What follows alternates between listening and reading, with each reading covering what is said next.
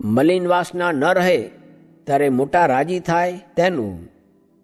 સ્વામિનારાયણ હરે સંવત 1879 કાર્તિક સુધી એકાદશીને દિવસ સ્વામી શ્રી સહેજાનજી મહારાજ શ્રી ગરડા મધ્યે દાદા ખાચેના દરબારમાં દક્ષિણાદે દ્વાર ઓરડાની ઓસરીએ વિરાજમાન હતા અને સર્વ શ્વેત વસ્ત્ર ધારણ કર્યા હતા અને કંઠને વિશે ગુલદાવદીના ધોળા ને પીળા પુષ્પના હાર વિરાજમાન હતા અને પાઘમાં 2 કોરે તોરા લટકતા હતા અને પોતાના મુખારવિંદની આગળ પરમહંસ તથા દેશ દેશના હરિભક્તની સભા ભરાઈને બેઠી હતી. પછી શ્રીજી મહારાજે મુક્તાન સ્વામીને પ્રશ્ન પૂછ્યો છે, તમારે ક્રોધ થાય છે ત્યારે શે નિમિત્તે થાય છે અને કેટલું નિમિત્ત હોય ત્યારે ક્રોધ થાય છે?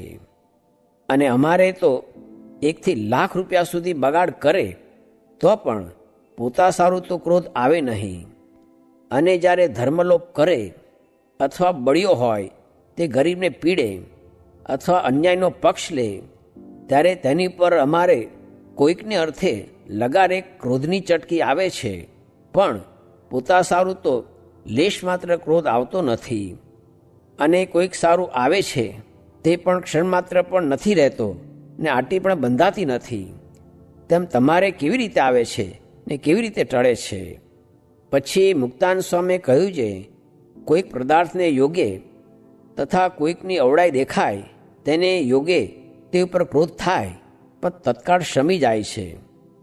પછી શ્રીજી મહારાજ બોલ્યા છે, એવું તમારે વિચારનું બળ રહે છે તે શાને યોગે રહે છે? ત્યારે મુક્તાન સ્વામીએ કહ્યું છે, એક તો ભગવાનનું મહાત્મ્ય વિચારીને એમ સમજાય છે જે રીતે ભગવાનનો કુરાજીપો થાય તે સ્વભાવ રાખો નથી.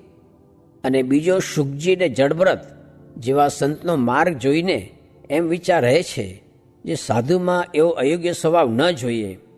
પછી શ્રીજી મહારાજ બોલ્યા છે, કામ ક્રોધાદિકના જોરને હટાવે એવો જે વિચાર તે તો ગુણ થકી પર છે, તે એ તમારા જીવમાં રહ્યો છે. અને એવી રીતે કામ ક્રોધાદિક ગુણને હટાવે એવું જે જોર છે તે પૂર્વજન્મનો સંસ્કાર છે. અને તમારું એટલું તો અમને જણાય છે જે તમારે જે માયિક પદાર્થનો યોગ થાય તેની આટીમાં પ્રથમ તો આવી જવાય, પણ અંતે જતાં એના બંધનમાં રહેવાય નહીં, બંધન તોડીને નીકળાય ખરું. પછી મુક્તાન સ્વામી પૂછ્યું છે, પ્રથમ આવરણ થઈ જાય એવી કાચપ રહે છે તે શાને યોગ્ય રહે છે? ત્યારે શ્રીજી મહારાજ બોલ્યા છે, દેશકાળાદિક જે 8 છે તેમાં જેવું પૂર્વ સંસ્કારમાં જોર છે તેવું જ એકમાં છે. માટે જ્યારે એનો યોગ થાય ત્યારે જરૂર બંધન થાય છે અને પૂર્વના સંસ્કારનું જોર રહેવા દેતા નથી. અને જો સંસ્કારમાં લખ્યું એટલું જ સુકૃત દુષ્કૃત થાય તો વેદ, શાસ્ત્ર અને પુરાણ તેને વિશે વિધિ નિષેધના ભેદ કયા છે, જે આ કરવું ને આ ન કરવું તે સર્વે ખોટું થઈ જાય. તે એ મોટાના કરેલા શાસ્ત્ર તો ખોટા થાય જ નહીં. અને જય વિજય હતા તેણે જો અયોગ્ય ક્રિયા કરી તો જે ઠેકાણે કાળ, કર્મને માયા નથી એવું જે ભગવાનનું ધામ ત્યાંથી પડી ગયા. અને જો નારદજીને રાજી કર્યા તો પ્રહલાદને દેશકાળાદિક અશુભ હતા તો પણ નડી શક્યા નહીં. અને જો સંકાદિકને કોપાયમાન કર્યા તો દેશકાળાદિક શુભ હતા તો પણ જય વિજય પડી ગયા. માટે જેને કલ્યાણને ઈચ્છવું તેને તો જેમ મોટા પુરુષ રાજી થાય તેમ કરવું. અને તે મોટા પુરુષ પણ ત્યારે રાજી થાય જ્યારે કોઈ પ્રકારે અંતરમાં મલિન વાસના ન રહે. અને જેને ગરીબ ઉપર ક્રોધાદિકનો સંકલ્પ થતો હોય તો તેને મોટા ઉપર પણ થાય અને પોતાના ઈષ્ટદેવ ઉપર પણ ક્રોધાદિકનો મલિનગાટ થાય. માટે જેને કલ્યાણ ઈચ્છવું તેને કોઈ ઉપર મલિનગાટ કરવો નહીં. અને જો કોઈ ઉપર મલિનગાટ કરે તો તેને ભગવાનના ભક્ત તથા ભગવાન ઉપર પણ મલિનગાટ થઈ જાય. અને અમારાથી તો એક ગરીબ પણ દુખાયો હોય તો અમારા અંતરમાં એવો વિચાર આવે છે જે ભગવાન સર્વ અંતર્યામી છે, તે એક ઠેકાણે રહીને સર્વેના અંતરને જાણે છે. માટે જેને અમે દુખ્યો તેના જ અંતરમાં વિરાજમાન હશે ત્યારે અમે ભગવાનનો અપરાધ કર્યો એમ જાણીને તેને પગે લાગીને તેને કાંઈક જોઈતું હોય તે આપીએ, પણ જે પ્રકારે તે રાજી થાય તેમ કરીએ છીએ. અને વળી અમે વિચારીને જોયું છે, જે અતિશય ત્યાગ રાખે અથવા દયા રાખે તેથી ભગવાનની ભક્તિ થાય નહીં, ત્યારે ઉપાસનાનો ભંગ થાય છે. અને પૂર્વે જે અતિશય ત્યાગી થયા છે તેના માર્ગમાં ઉપાસનાનો નાશ થઈ ગયો છે. માટે અમે એમ વિચારીને પરમેશ્વરની ઉપાસના રહેવા સારું ત્યાગનો પક્ષ મોડો કરીને ભગવાનના મંદિર કરાવ્યા છે. તેમાં જો થોડો ત્યાગ રહેશે તો પણ ઉપાસના રહેશે, તો તેણે કરીને ઘણા જીવના કલ્યાણ થશે. અને જેને ભગવાનની ભક્તિ કરવી તેને તો ઢૂંઢિયાની પેઠે દયા રાખે પણ કેમ ઠીક પડે? એને તો પરમેશ્વરને વાસ્તે પુષ્પ લાવ્યા જોઈએ, તુલસી લાવ્યા જોઈએ, ભાજી તરકારી લાવી જોઈએ, ઠાકુરજીને વાસ્તે બાગ બગીચા કરાવ્યા જોઈએ, મંદિર કરાવ્યા જોઈએ. માટે જે અતિશય ત્યાગ રાખીને ને અતિશય દયા રાખીને મુઠ્ઠી વાળીને બેસી રહે તેણે ભગવાનની ભક્તિ થતી નથી. અને જ્યારે ભક્તિ રહિત થાય ત્યારે ભગવાનની ઉપાસનાનો નાશ થઈ જાય. એટલે પછવાડીથી અંધ પરંપરા ચાલે તે સારું અમે મંદિર કરાવ્યા છે, તે અખંડ ભગવાનની ઉપાસના રાખ્યા સારું કરાવ્યા છે. અને જે ઉપાસક હોય તે પોતાના ધર્મમાંથી ભ્રષ્ટ થાય જ નહીં. માટે પોતપોતાના ધર્મમાં રહીને ભગવાનની ભક્તિ ઉપાસના કરવી એ અમારો સિદ્ધાંત છે. ઇતિ વચનામૃતમ. એવી રીતે ગરડા મધ્ય પ્રકરણનું 27મું વચનામૃત જે તે થયું. વચનામૃતના અર્થ સમજાય એવા નથી, પણ બહુ અભ્યાસ રાખે તો પોતાની મેળે સમજાય એવો મહારાજનો વર છે ને આ જ્ઞાન તો મહારાજને સર્વેને આપવું છે. સ્વામિનારાયણ રે સ્વામીએ વાત કરી, જે ઇન્દ્રિયારામ ને અર્થારામની જોડે આસન કરે તો ગમે તેવો હોય તેનું પણ ઠેકાણું ન રહે. અને વૈરાગનું છેટું છે, કેમ જે વિષયમાં રાગ છે, ને આત્મજ્ઞાનનું પણ છેટું છે, કેમ જે જીવ દેહમાં જડાઈ ગયો છે. માટે હવે તો એક ધર્મને વિશે ને બીજી ભગવાનના સ્વરૂપને વિશે નિષ્ઠા, એ બે વાત મુખ્ય રાખવી.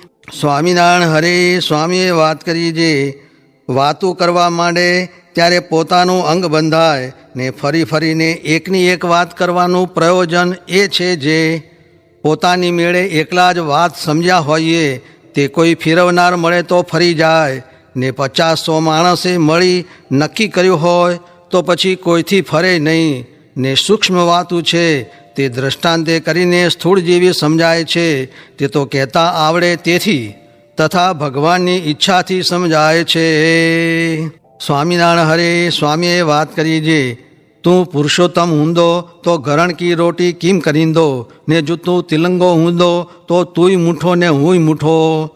બ્રહ્મ અગ્નિમાં બાળ્યા જેણે બીજ રે, ઉગ્યાની તેની આશા ટળી રે. સ્વામિનારાયણ હરે સ્વામીએ વાત કરી, જે મોટા સાધુનો સિદ્ધાંત એ છે, જે ધર્મ જ્ઞાન વૈરાગ્ય સહિત એક રૈણીએ મરવું, પણ ક્ષણે રૂષ્ટા ક્ષણે તુષ્ટા, રૂષ્ટા તુષ્ટા ક્ષણે ક્ષણે, એમ ન કરવું. જુઓ, પૂરું કોઈનું થયું છે? સૌને ચેલા બરોબર નથી થયા, લુગડા બરોબર નથી થયા, દાબડી, ખાવું, હવેલી, ગાડી, ઘોડું એ કોઈને પૂરા નથી થયા. ને ત્રિલોકમાં કોઈને સવારના પોરમાં ભગવાન ભજવા કે કથા કરવી એમ ન મળે. ને બીજું સર્વે કરે પણ કથા ન કરે. ને રૂપિયા, હવેલી, વિવાહ, ખાવું, મજૂરી એમાં સવારમાંથી મંડે છે. અને આ તો અમે જેમ ફિરંગી કવાયત કરે છે તેમ કરીએ છીએ. ને કેટલાક કામ મરડીને આ કરીએ છીએ. નિકટ થાય તેવું ક્યાં છે? જે ઘડીએ થઈ રહે છે તે ઘડીએ માણસ મંડી પડે છે. આ તો વૃત્તિને રોકીને કરીએ છીએ. કરવાનું તો એ જ છે, ને એ કરે જીવ વૃદ્ધિ પામતો જાય છે. સ્વામિનારાયણ હરે સ્વામીએ વાત કરી, જે પંચ વિશે સારું તો ચાળા ચૂથતા ફરે છે. માટે એમાં શું, એ તો પશુને પણ છે.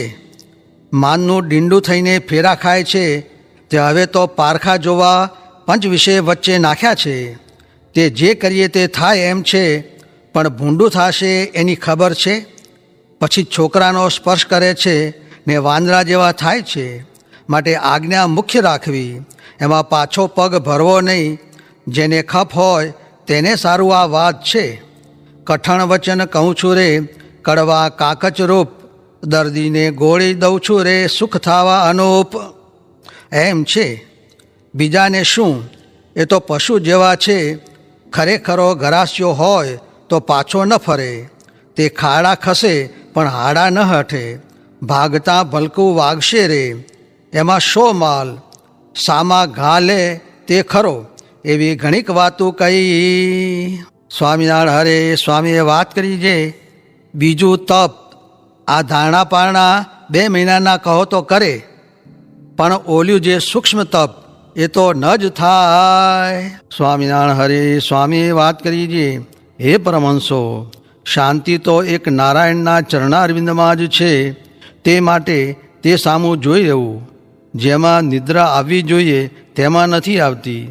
આ ટોળા સારે છે તેમાં નથી આવતી. ને જો માળા ફેરવવા બેસે તો બધાયને આવે, પણ ધીરે ધીરે ભગવાનને સંભાળતા જાય ને ટોળા લાવતા જાય તો એમ જ થાય. મરને એક ટોળું ઓછું આવે, પણ એવા સ્વભાવ પાડેલ નહીં. આવા તો બ્રહ્માંડમાં 1,00,000 કરોડ કારખાના ચાલતા હશે, એમાં શું પાક્યું?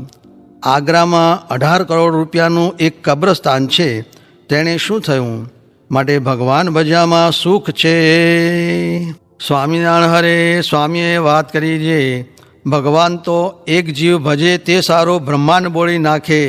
તેની એક વાત છે જે એક ચકલી હતી, તે ઊંચી પર્વત પર બેસીને ભજન કરતી હતી. તે કહે છે મુને અહીં બેઠે બેઠે પાણી પાય તો પીવું. પછી બ્રહ્માંડ બોળીને ત્યાં લગી પાણી ભરી દીધું એટલે પીધું. સ્વામિનારાયણ હરે સ્વામીએ વાત કરી છે કરોડમણ સૂતરની આંટીઓ ગૂંચાઈ ગઈ છે તે કેમ ઉખડે? કોઈ દાખલો કરે તો પણ ન ઉખડે, પણ જો આ બ્રહ્માંડ જેવડો ફાળકો કરે તો સહેજે ઉખડે. એમ જીવ ગૂંચાઈ ગયો છે પણ ભગવાન ભજે તો ઉખડે.